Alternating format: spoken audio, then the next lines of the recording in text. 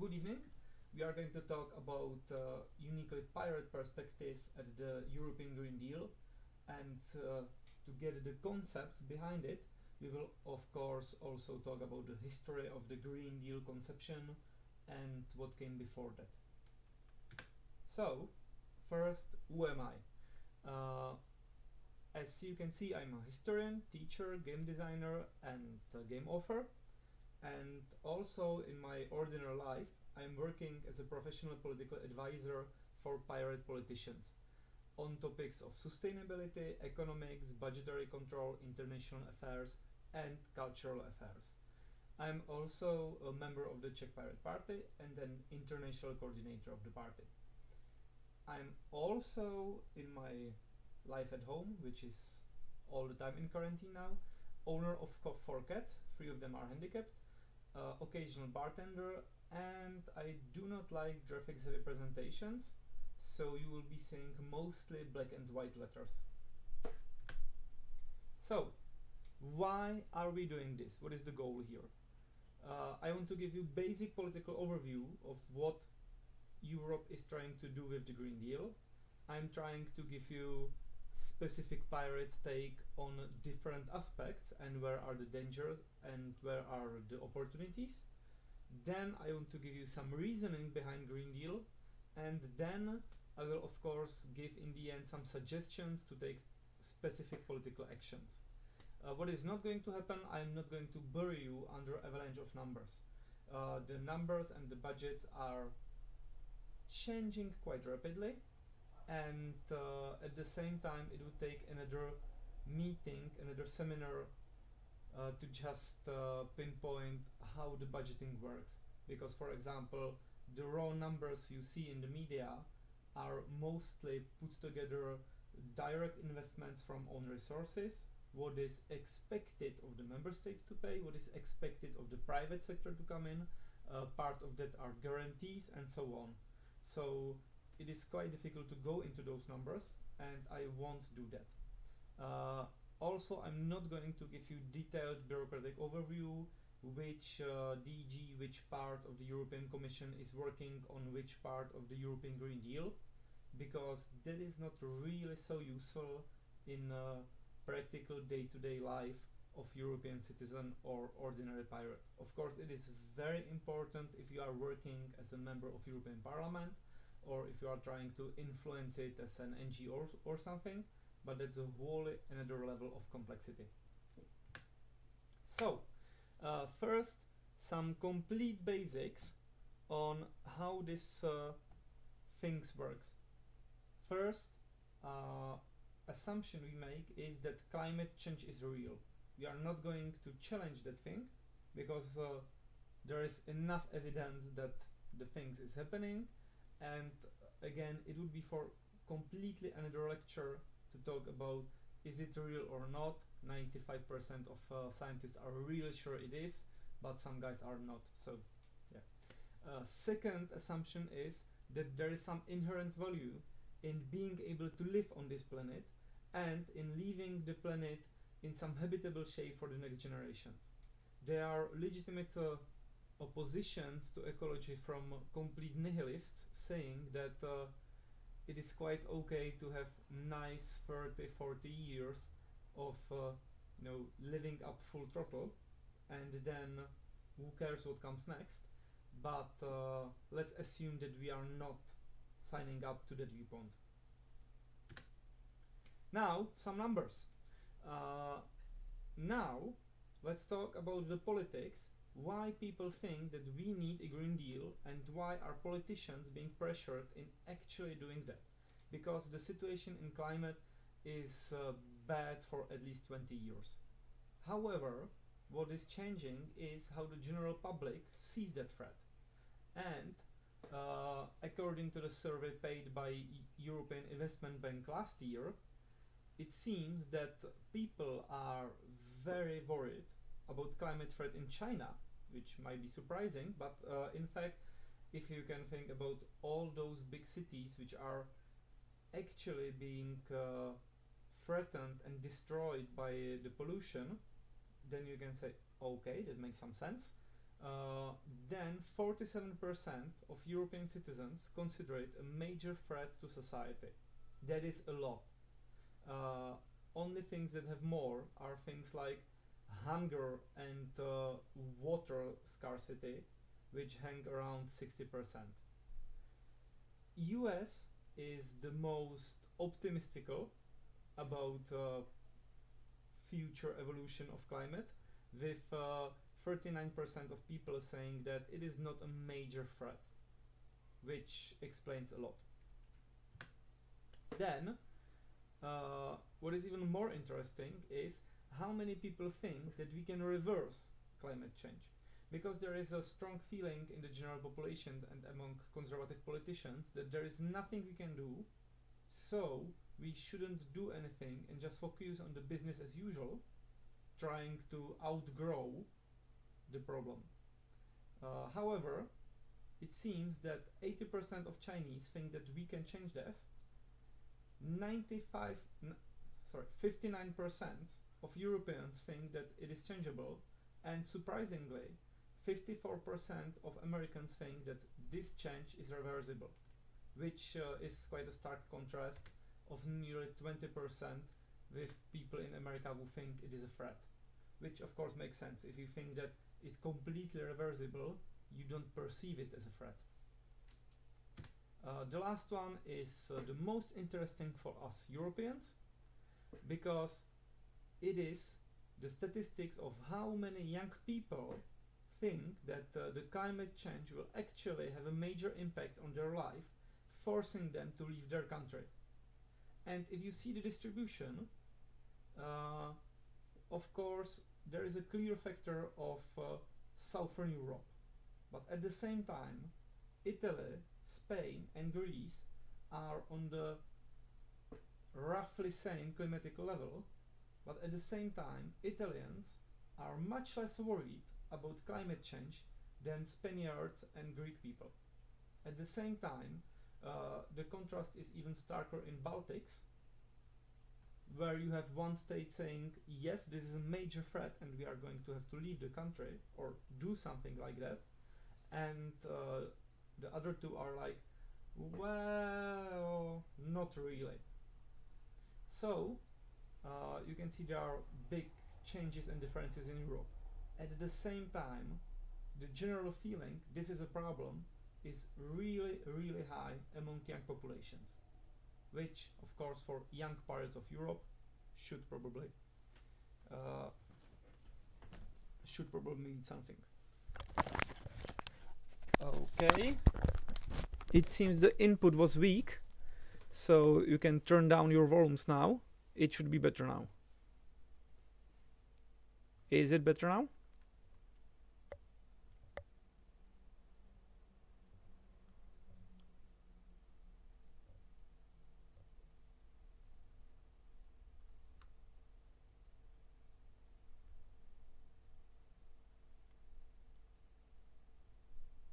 Okay, so let's hope it is better. Moving on. The idea of Green Deal is not uniquely European, quite the opposite. First ideas of some sort of a major political change, major political contract, date back to the first years of the millennium. However, those were extremely vague, and we are not going to talk about them. What are we going to talk about are four concepts that came to life in 2019, which, as you can show, is a very close clustering of these ideas. First, we have a big comment from a very famous Greek politician Varoufakis and Adler in Guardian on the concept of international Green Deal, which would span the whole planet, and which, if I can quote it very simply, is the only way for sustainability in our following life. The second thing that comes close to the Green Deal program is a recent Labour Party program, which gives points on green issues, but on the social responsibilities as well. And then, two most famous, of course, are the American Green Deal and we are going to give more detail on that, and European Green Deal. The idea of American Green Deal was proposed by Senator Ed Markey and Representative Alexandria Ocasio-Cortez, and this comes from some tradition. It isn't coming from thin air, quite the opposite. For example, if we are talking about America, there is not only the corporate freedom of pollution and so on, which are sometimes a problem, but also United States of America have been pioneers in some of the ecological legislation in the world. For example, the Clean Air Act is probably the single most influential climate slash more like a pollution law, and it completely changed the way the factories are producing stuff in US and the way the air is clean or not in the US, with massive improvements over just a decade and more, which is really quick. Now, let's talk about the climate goals of the American Green Deal. First, the first goal is a 10-year mobilization towards 100% renewable sources of energy.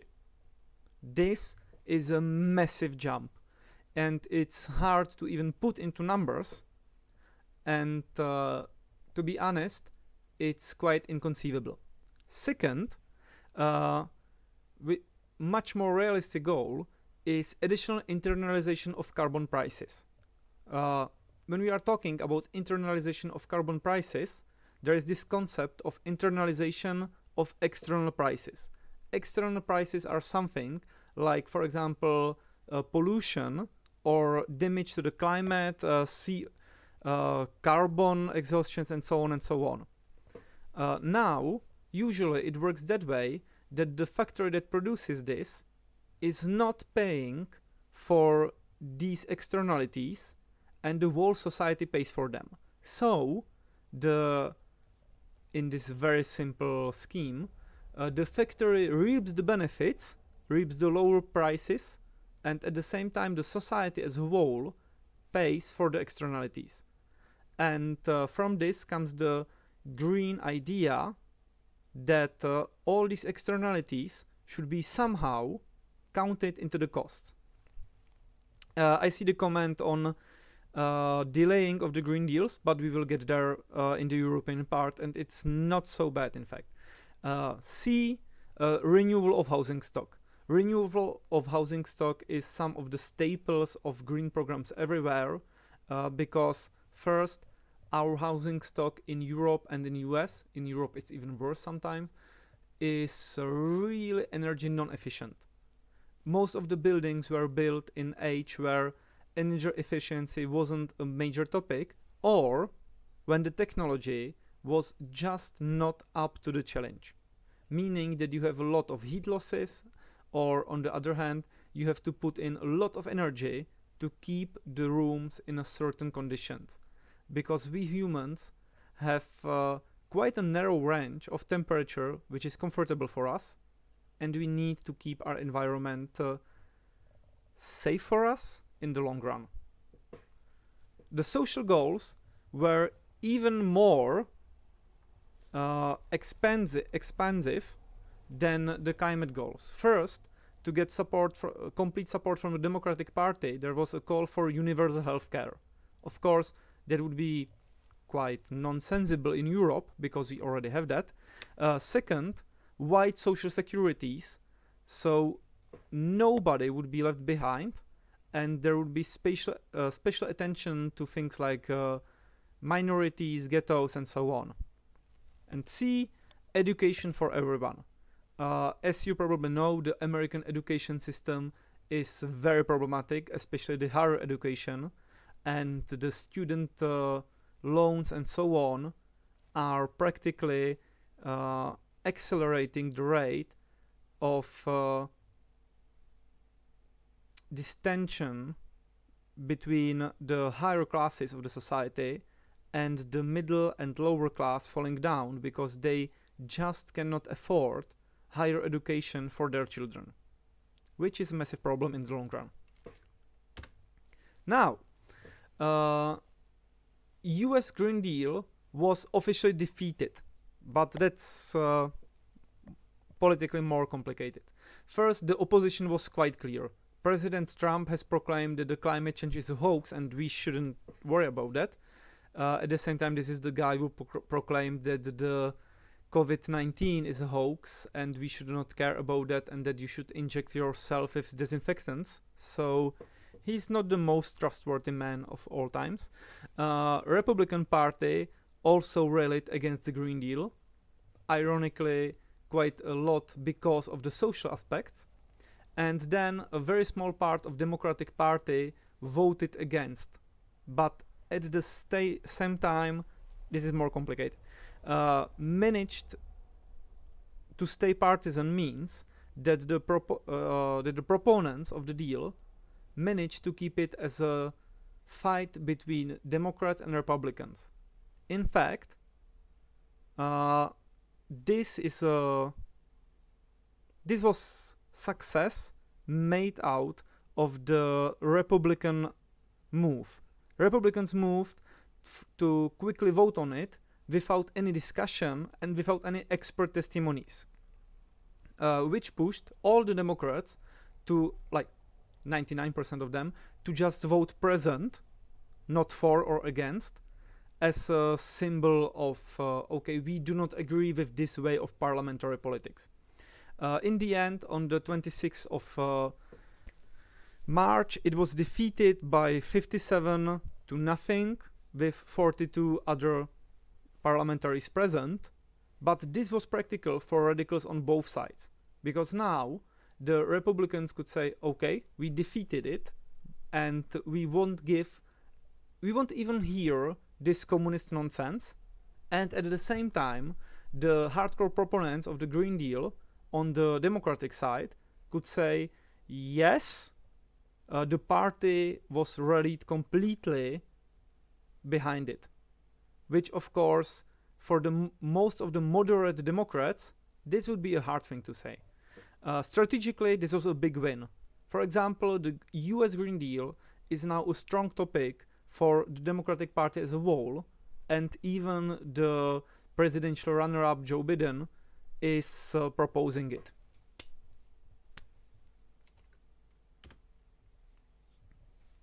Now, some criticism of the American Green Deal.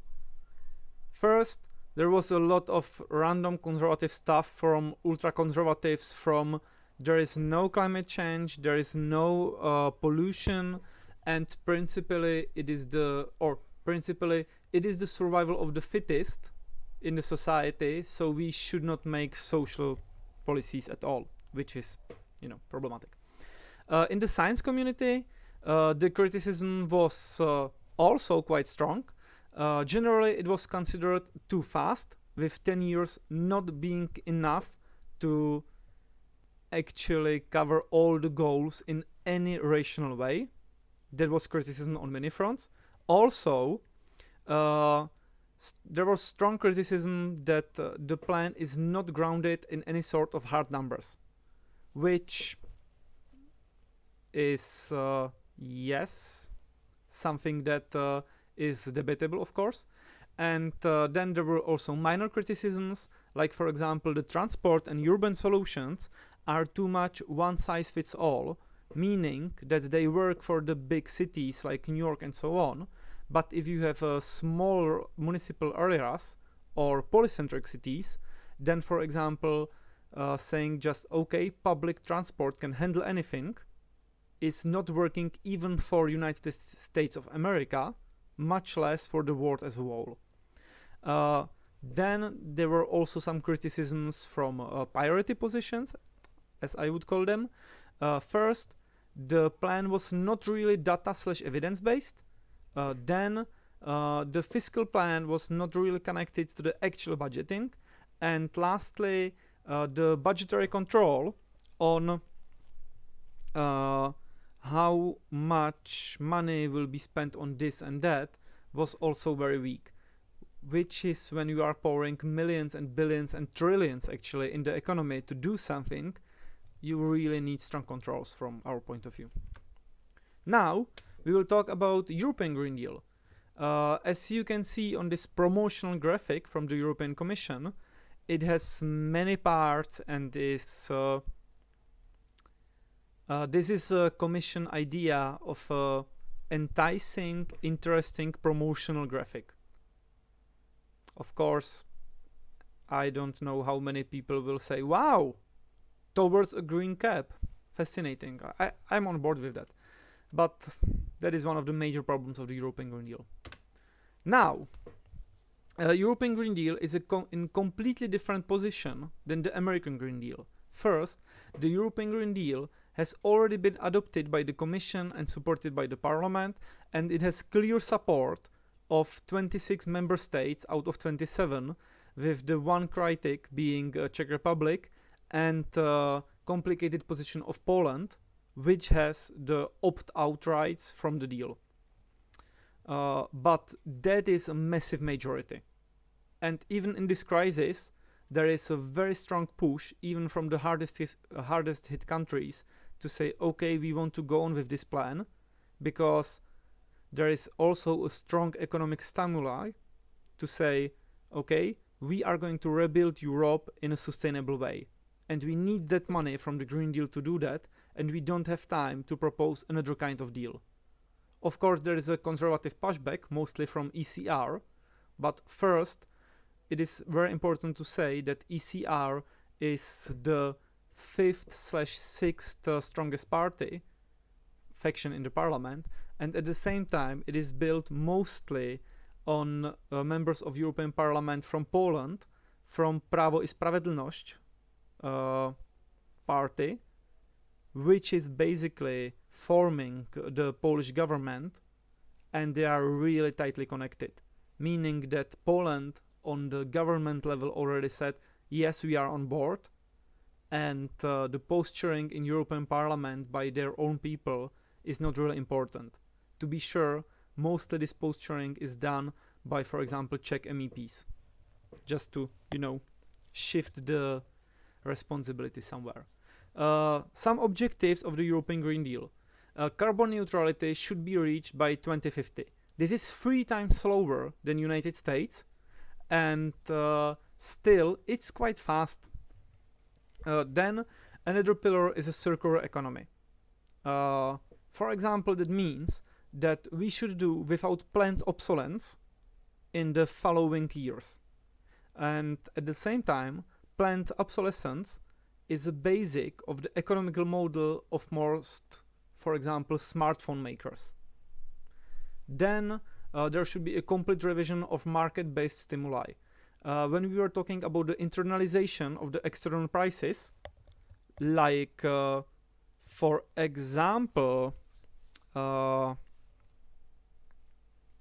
the gas or on the fossils, this means that you pay for emissions you produce in industry. And now this is called an emission trading system, and the revision of it is now underway. I see a question. Does it make any sense to impose a discipline on Europe? We will get to that in the last part, but shortly, there are ways to do that. What's a planned obsolescence?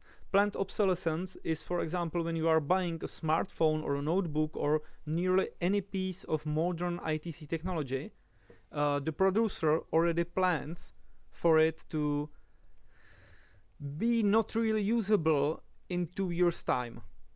And that's because of the legal guarantees you get.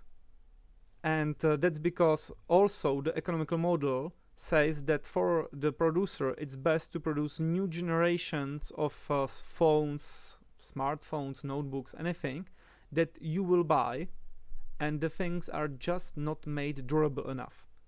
Of course, there are these myths or discussions about parts of the technology specifically made to break down after 2 years, and that is a quite hard, statement. At the same time, it is quite clear that the technology is just not built to last more than those 2 years, and at the same time, there is nearly no support to get, for example, changeable parts for your technology so you could prolong the life of your smartphone for another 2 years. The same with, for example, software updates. In the smartphones, for example, the life cycle of the systems is usually much shorter than it could be. Then a complete rework of CAP. CAP is a common agricultural policy which takes up a third of the EU budget, and that is the most maybe the most famous policy of European Union. Basically, on one hand, trying to help farmers and to get us to some sort of food independence, some sort of it. At the same time, it is probably the most abused part of the budget of European Union by far. Then you have changes in trade policies based on sustainability. For example, the concept of taxing or tariffs imposed on goods from countries which do not have your environmental standards. Very simple example. It is very cheap to produce steel in China. Why it is cheap to produce steel in China? Well, first, there are massive government investments in steel production, and they have reached complete overproduction, like by far, in last years.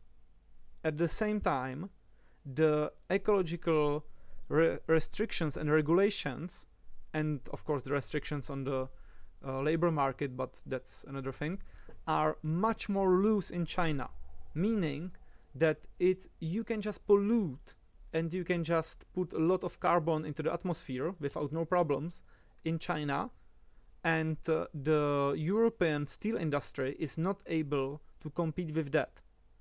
And in long term, it was being destroyed by the Chinese industry. So now, the Commission is proposing, okay, because we are all on the same planet, somehow we should protect the European industry, which is cleaner, by imposing tariffs on stuff produced in countries which are not so clean. Of course, it is highly debatable if this works politically. On the other hand, it is already working on few instances, and in trade regulation, European Union is the first world superpower. Basically, all that not really visible stuff in digital regulation, in goods regulation, in tariffs and so on, all those long agreements on what types of goods you can import and what is the classification of goods and so on, Europe is very aggressive, it is very bureaucratic, very boring, and at the same time really quite effective, and those standards get adopted quite a lot in third countries. Meaning that, for example, if Europe would say, okay, we need to put tariffs on these high carbon intensive industries, then probably it would be just cheaper for industries in more dirty countries to make their production more ecological, because European Union is usually #1 market for them. Then you have strong focus on research via the tool of Horizon Europe, which is quite clear. It just says, yes, we should research a lot, and our research should not go into certain areas. For example, Europe is trying to stray away from let's innovate more and more in the fossil heavy industries, and is trying to support let's innovate in everything else on the do no harm principle. Basically saying that if the technology actually hurts the environment, it should not be used. This is very problematic, because on one hand it makes sense to focus on certain areas, on the other hand there is a very strong ideological political discussion if, for example, research into nuclear should be banned, because right now nuclear energy is just not ecological and mainly economical enough to be sustainable. Most of the nuclear energy in Europe is based on great state investments, guarantees, and so on. But at the same time, if we actually stop researching it, we are closing the doors to making it more sustainable, and maybe there is a way, and there is the golden key to unlocking the future of energy. And that's just really complicated. And of course, it is mainly based, this discussion specifically, on national stereotypes of what should you do with the nuclear.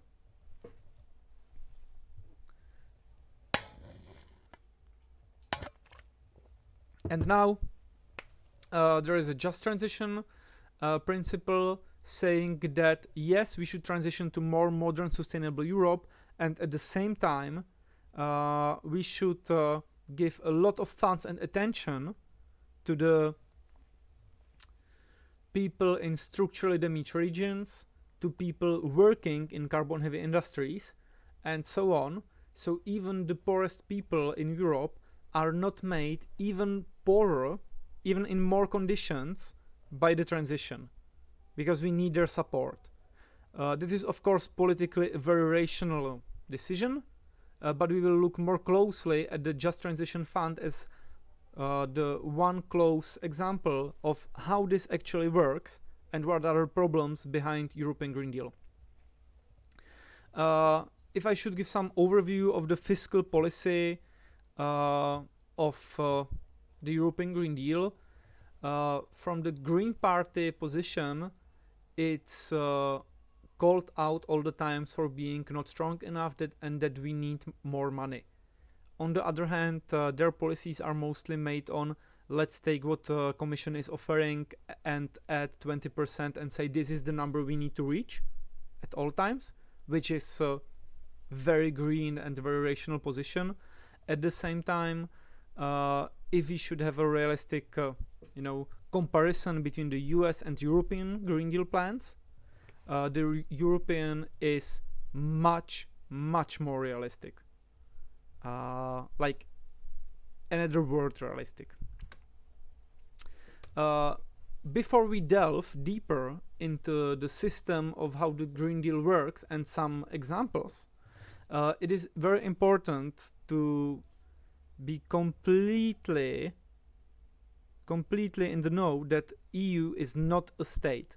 EU is not working as a single state with single government and legislative and so on. The system is quite complicated, and it completely mixes this long-term vested interests of groups like the V4, the old states, and the rich north, the rebellious south, and so on. Then of the old lobby companies, like the biggest companies in Europe have a lot of push and pull into the European Parliament and Commission. At the same time, it is very much based on data-based policies, because all the institutions are producing them, and if you are in the argument, it is usually the easiest way to just follow the data, which is, from my experience from the Czech Parliament, this is done at least in Czech Republic and partly even in other Eastern European countries. The decisions are on much more evidence-based levels in European institutions. Also, you have this institutionalized infighting between different institutions. Parliament is trying to get more power at all times based on its claim of being the only directly elected body. The Council is trying to get more power all the time based on we are the actual leaders chosen by the people and we should have all the power of European Union. You can see it clearly in the long fights between some of the prime ministers and Parliament as a body. And then there is a Commission which tries to play a middle ground and actually has to put all these things into real motion, so it needs to make compromises on the go and so on and so on. And a lot of the proposals and the way they are handled makes a lot of sense if you stop thinking about the EU as a very strictly organized state or a big company or a federation, and you take in all of these things together. Now, For example, carbon neutrality by 2050. How is the Commission planning to reach that? Actually, there are some direct ways. For example, there is a clear way of taxonomy of energy production, saying that some production is clean, renewables, hydro energy, and so on. Some is transitional, for example, natural gas, and some is just dirty and should be phased out.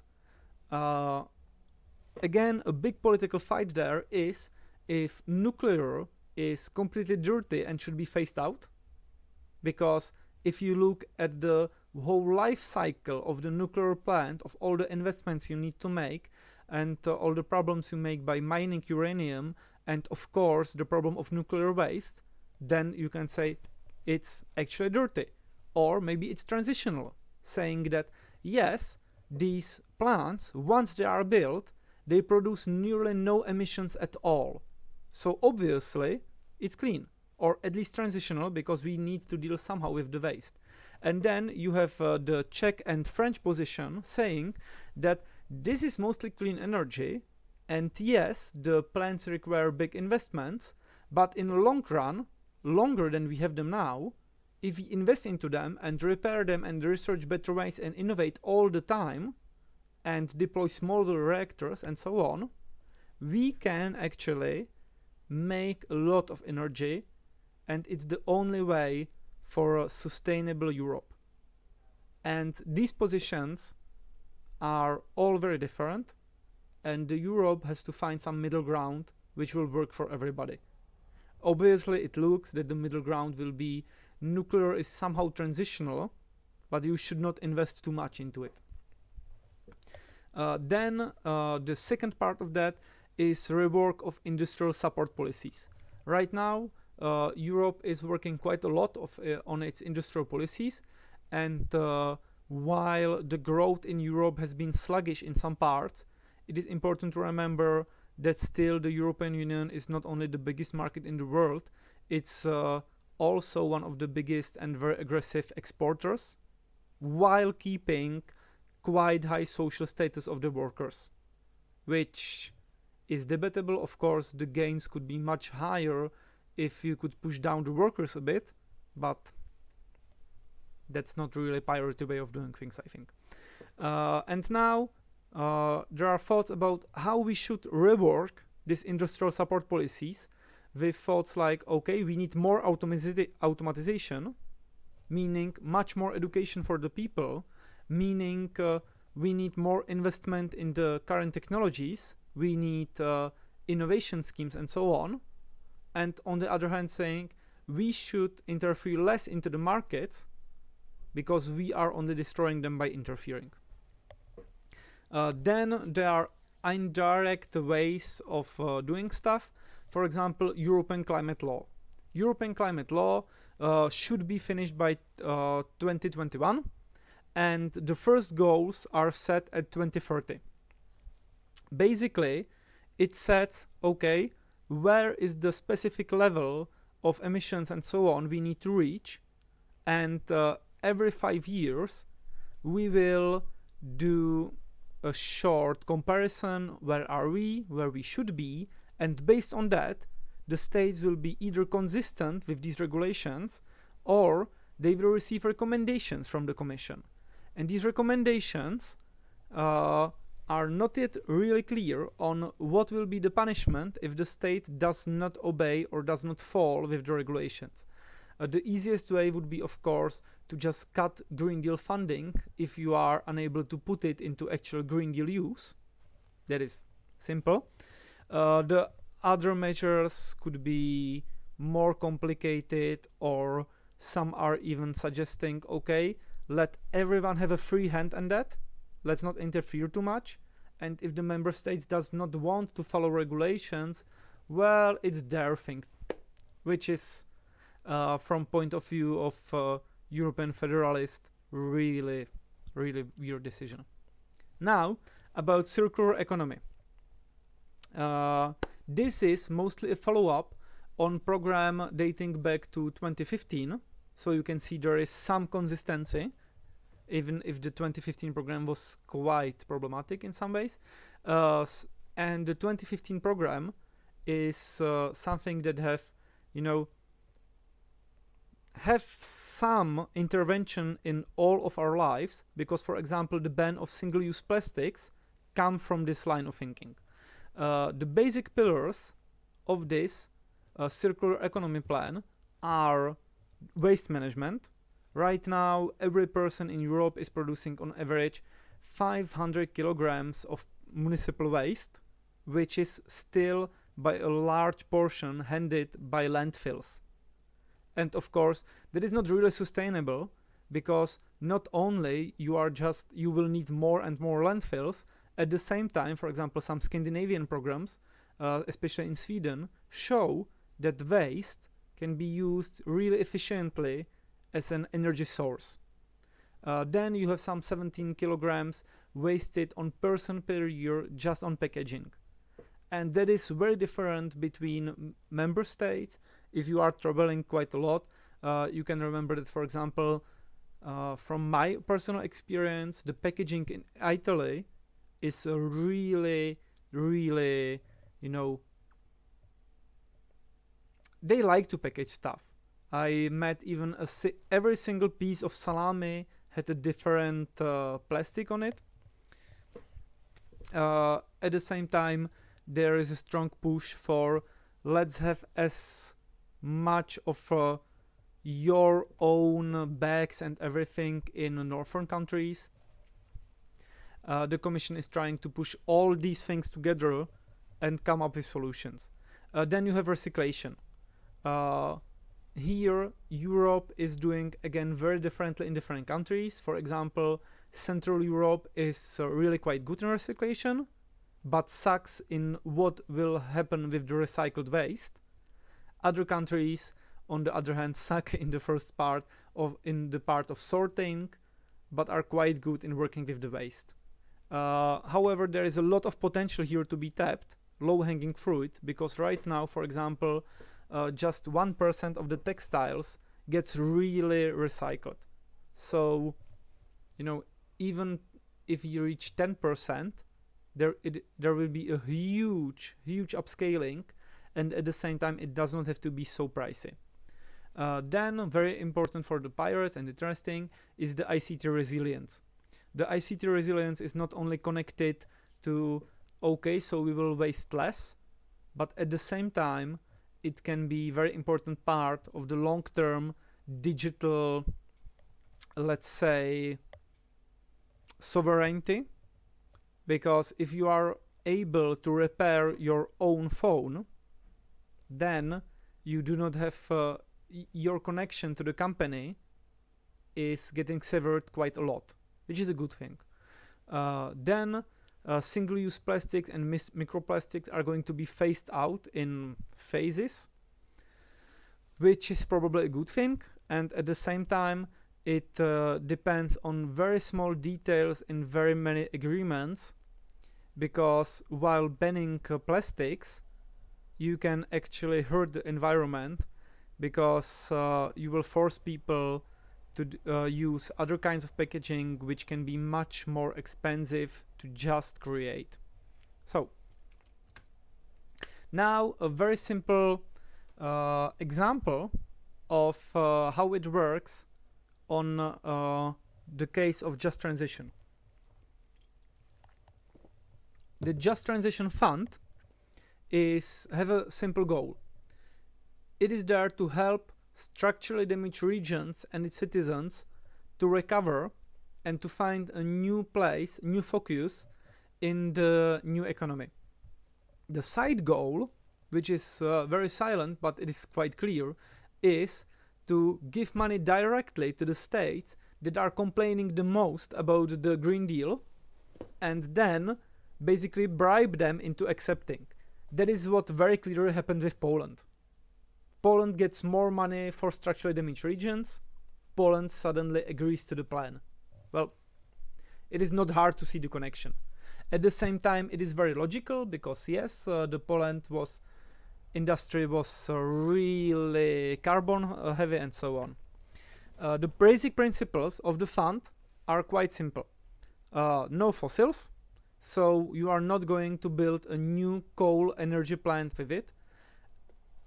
Also, it will be based in nuts-free regions. If you don't know the nuts system, it is basically a taxonomy of different administrative regions in Europe, and you have these nuts 1 levels, mostly nation states, nuts 2 levels, bigger regions, nuts 3 levels, smaller regions, and so on and so on. Nuts 3 level means that it is already quite well focused, and it doesn't have to be decided from the capital. The local government, the local autonomy, can decide on stuff, which is very good for the participation side of things. At the same time, in the implementation, many exemptions and exceptions have been given to the plan, so now the capitals can somehow influence the way it is handled in the regions.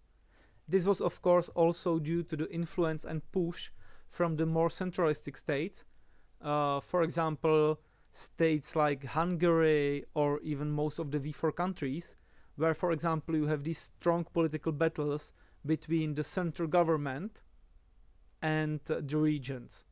The most simple one would be fight between Hungarian Prime Minister Viktor Orbán and the mayor of Budapest, because Budapest is voting much more liberal than the rest of the Hungary, and now Hungary is doing anything it can to cut down the autonomy of such regions, because it damages their sole authority to power. But basically, as I said, nuts-free regions is a good thing. Then other focus of the program is retraining. Basically saying, yes, now we have a region full of miners who are not able to mine anymore because we have kind of closed the coal mines, so we should give them something new to do. That doesn't need to mean that every single coal miner will now become a Java developer.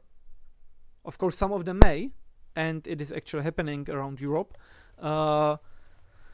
It mostly means that we train them to be even able to find a new job, because in structurally damaged regions, one of the problems is that you have people that have been for 10, 20, 30 years, or for generations even their parents and grandparents, working in a single occupation, and the end of that occupation is a major problem for them, because they are not used, they don't have the skills to actually look for work. And of course, even the administration in the region is not very good at that, so they also need help. The problems are quite simple. Weak conditionality. Weak conditionality means that there are weak conditions for you to receive money, meaning that you can say, yes, no fossils, we will phase out coal at some point, but there are no requirements on it being legally binding. So you can promise, yes, we are going to phase out coal by 2040, get the money, but when it doesn't happen at 2040, in theory, nobody can sue the region. Which is problematic because, you know, you have promised to do something, you are now not doing that, and the money gets wasted. Then, of course, I have already talked about the involvement of the capitals of the member states, and that is very problematic. Again, simple example, the companies are required, if they have destroyed some land, for example by coal mining,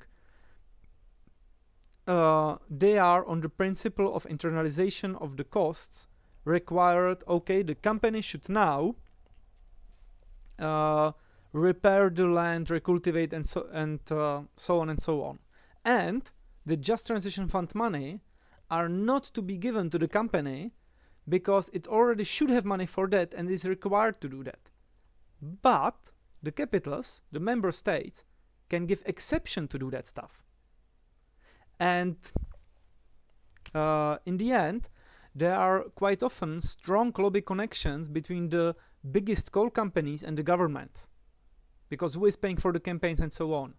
So we could end up very easily with a system where, for example, in Poland, Czech Republic, Slovakia, the coal-heavy industries will be actually getting a lot of money to do something they are already required to, and what they are required to set funds aside for. So we are just pushing more money to the big companies, and it is not reaching the people. A big problem there, of course. Simple comparison of how much are the states actually going to get from the Just Transition Fund. As you can see, Poland is the clear winner here, like very clear, with the other carbon-heavy industries being forerunners. The case of Germany is very interesting because Germany was not expecting to get anything. And if they were expecting to get anything, they were expecting that for mostly coal-heavy regions in the Western Germany, like, you know, around Lorraine and so on. In fact, what happened is that now it seems that most of the money is earmarked for the Eastern Germany. For some reason, we are not really able to understand quite yet. Again, of course, what is interesting is that in the end, even the smallest countries or the countries with most carbon efficient industries are also led back to the mix. So you have for even Malta and Luxembourg getting something, which is like more funny than anything else. Of course, this table is also very interesting to use for quick comparison how rich the countries are, and at the same time how carbon effective their industries are. The best example could be Ireland, and Ireland was a fucking poor country in like 40 years ago. Now it's not only one of the richer European countries, well, very much based on the abuse of financial system of other of the taxes of other countries, but that's one part of that, but also it's very, very carbon efficient. So too long, didn't read. The idea is quite great, but the implementation is very problematic, and it gets worse and worse as much as you are getting away from the center, from the commission and the proposal. On each level it just gets worse. So there is a lot of work to be done. Some action points on the Green Deal from the Pirates. First, what we should support. We should really support the digital transition. That is, you know, without any debates in all the programs and so on. We should support higher participation. Very clear. Customer rights, of course, because the customer rights translate for more sovereignty of the individual citizen against both the states and the companies. That is something that, for example, Marcel Kolaya is working on quite a lot. And of course, customer rights also include, for example, privacy rights. Worker and education rights, that's quite simple. If you have education, you can free yourself, of course. And database decisions. All our decisions and all decisions in the Green Deal should be much more database than political. Fortunately, right now, most of them are really based mostly on data. What we should control and where are the problems? I was talking very much about budgetary control and abuse of public funds. I also made some examples clearly showing how the funds can be abused, and the European Union is mostly counting on other political parties and NGOs to control that. So, we as the citizens, we as the pirates, should be the first there to say, hey, these guys are siphoning our money, the money that should be used for the people and for the sovereignty. Second major problem is, of course, the power creep of the institutions. If you are putting in practice any big strategy, it is really easy to say, from now on, the government can do this and this and this. That is very problematic, and we should be controlling that at all times. That is very much connected with monopolization of power. If you give more money to the states and to the union, mostly on the member state level, it is easy to monopolize power in the state. We already have oligarchs rising to power in Eastern Europe based on abuse of European money.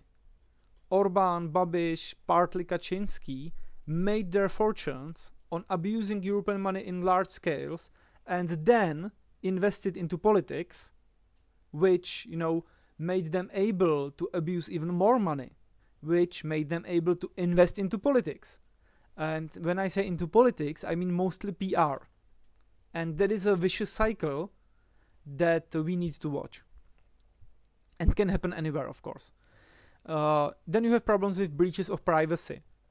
Of course, if you are trying to build a better world and, control how much carbon people use and so on, well then, it's quite easy to say it's completely justified, for example, to watch all the cryptocurrencies because they are used for financial crime and that is used for blah blah blah blah blah. We should be very clear in saying that no, this is not worth the cause and we need that privacy. Again, connected with the abuse of digital solutions. Yes, digital solutions can be wonderful, and for example, the big data solutions can be used to make transport much more efficient. At the same time, it can be abused to see where are you at any given time, and that is immensely problematic. And the last part is more practical. We need to watch if the solutions employed are real solutions and not just greenwashing. Greenwashing is a practice where you take any simple policy, even the worst ones, and put some little green paint on that, like saying sustainable farming and then giving out loads of pesticides. It seems nice. In the end, you are just depleting the soil much, much faster. And now about going worldwide. One of the biggest questions is, should EU limit itself, make itself weaker, and then compete with the countries that are not limiting themselves in this manner? Well, it's more complicated than that. First, now there are 3 seminal actors in world of economical/diplomatical superpowers. It's USA, EU, and China. India is mostly staying out of the issue, and Southern American countries are really not strong enough to take a stand on that. Also, Brazil with Bolsonaro at front is not really a rational actor of the discussion. It simply isn't. Each of these blocs have different strong points, but basically what is happening now is that EU is the first one to propose such a wide and working regulation, but at the same time, Chinese government is pushing for more sustainability with every step, and they are cutting down the non-ecological stuff quite quickly, and at the same time, the USA have this big disharmony between, and it's mainly a political problem, between, okay, the problem is not existing, we should not do anything, and we should continue business as usual because it's our freedom, and between, we should employ every single resource we have to tackle this problem. And these 2 big extremes are fighting all over and over again, and at the same time, one of the most decisive actors in the world is not the US government, it is the Silicon Valley. And Silicon Valley is investing massively in sustainability. So it is not like the EU is the only one trying to do something. Everyone is doing to do something. We are just first on the stage right now. What is very problematic on the worldwide cooperation is that the policies are very much disconnected and the worldwide treaties have failed. The Paris Treaty has suffered a big problem with US decided we are not going to do that anymore. The COP25 in Madrid, this or last year it was, sorry, in quarantine time is very fluid, was a disaster, basically, with no clear suggestions. And I think that our hope in long term is in long-term unilateral policies. Things like carbon tariffs are actually very efficient in saying, okay, do this, and countries are in fact quite fast to implement them, which is quite interesting. At the same time, as was mentioned in the chat right now, cool, I was going to to mention that, you have quite a lot of pressure coming from both from the people, but also, for example, from the regional governments. So you have some provinces in China which are being pushed by the people, for example, to clean their air much more quickly, because people are actually dying with their lungs full of soot there, and they have the political and economical power to pressure their government. Not the Beijing, but the local government, yes. The same with some American states. And of course, what is in the long term most important thing is, if I go right back to the start, this single chart. It is having such a strong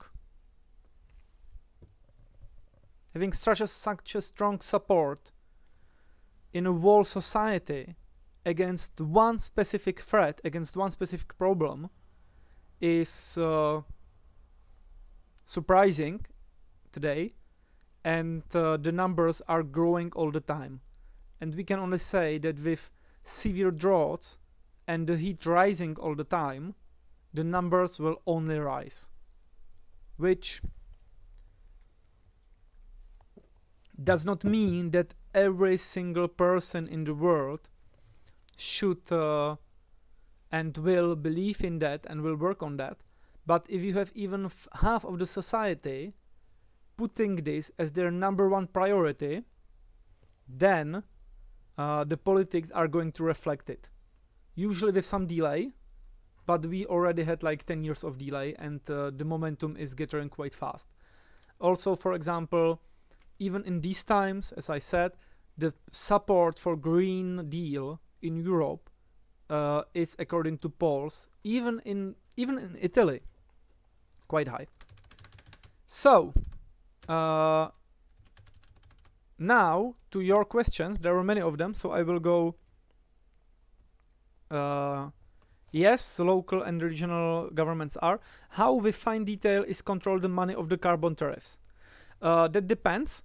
Basically, you have two ways to do that.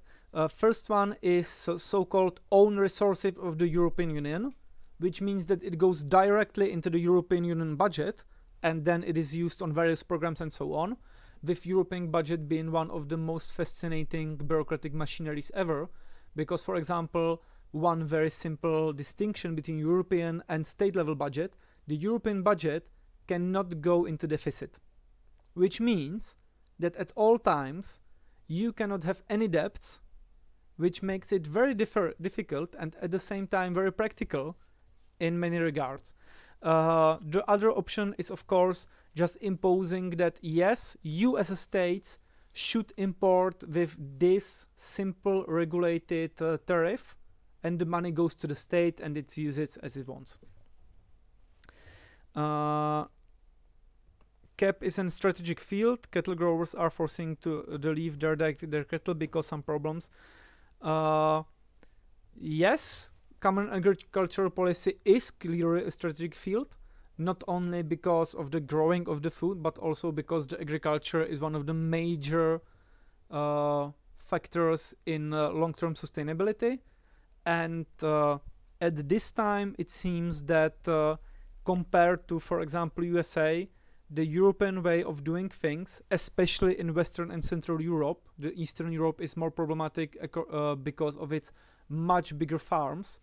And when I'm talking about Eastern Europe, I mean V4 countries like Czech Republic has the biggest farms in the whole Europe with 120 hectares for one farm. For comparison, Greece has like 7 hectares for one farm. The EU average is 20. But especially those smaller farms are quite resilient.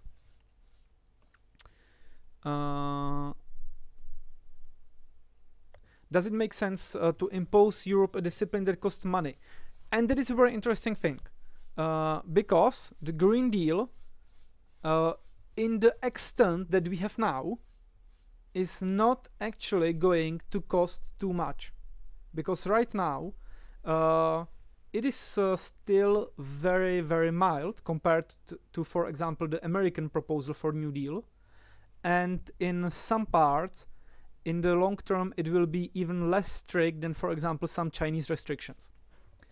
Meaning that right now, Green Deal in European way is mainly pushing the market somewhere to, for example, okay, if you are releasing a lot of carbon, you should pay for it, which is going to make now obsolete industries obsolete faster. For example, coal mining is not really profitable right now, but it's still going on, mostly due to the state subventions. So local states are paying basically the local mine companies to mine more so people have work.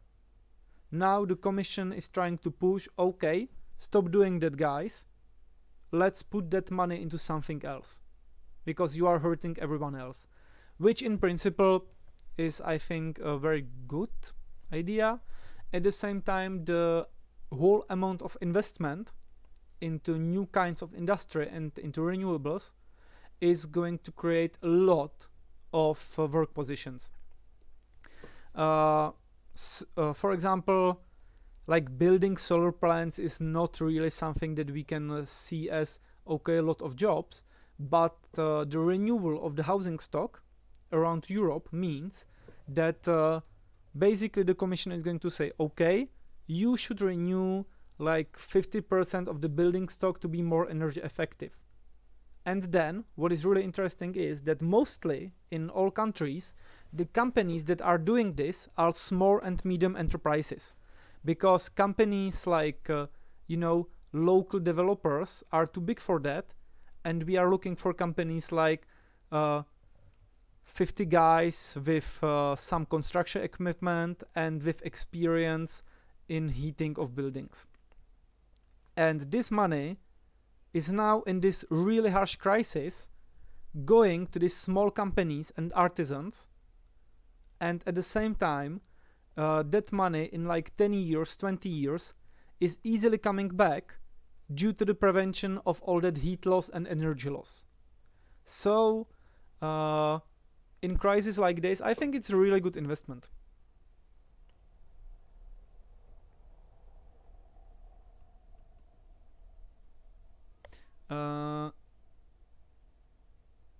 No.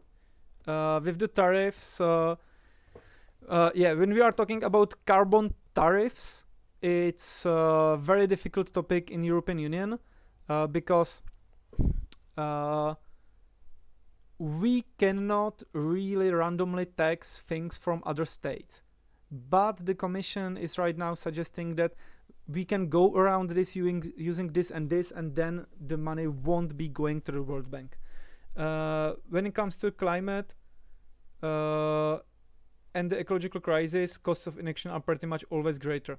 Yes, that's also my view.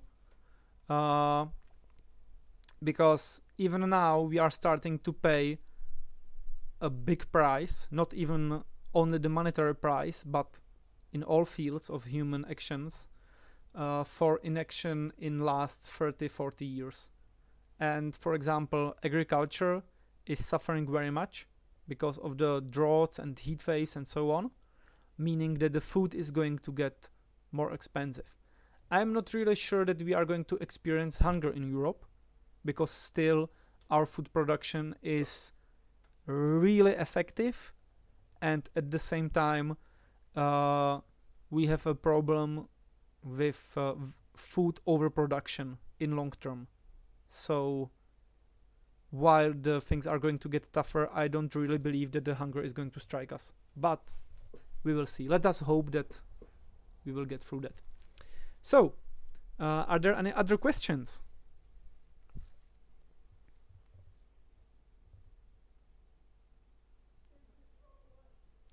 About the pirate policy on land use, our people in Czech Parliament are working on that. We don't have translation yet, but if there is an interest from young pirates of Europe, I think that someone from your more executive positions or anyone from you just drop a mail to me, and I will think about translating it or get a volunteer to do that, because we already have some policies on how to use land and how to prevent mostly funds abuse for land grabs. Because right now the problem in V4 countries, again, because we live there, so we are trying to solve that, is that big companies abuse European and state money to actually buy as much land as they can from the small farmers, and then it is more economically effective for them to go large scale, not really sustainable farming there, which makes them richer and richer and lets them put more pressure on the food prices, putting them higher, making them richer again, and so the cycle continues.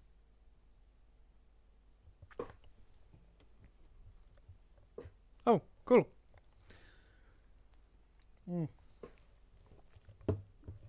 Sorry then, please then send me a remind email, because right now the work is really crazy. I'm sorry if I've forgotten about it. If that is everything, thank you for coming. I hope that if you have any more questions, send me an email, and I hope that you have enjoyed this short introduction into how green deals work. It was very, very on the surface, but I was trying to stay simple enough. Goodbye.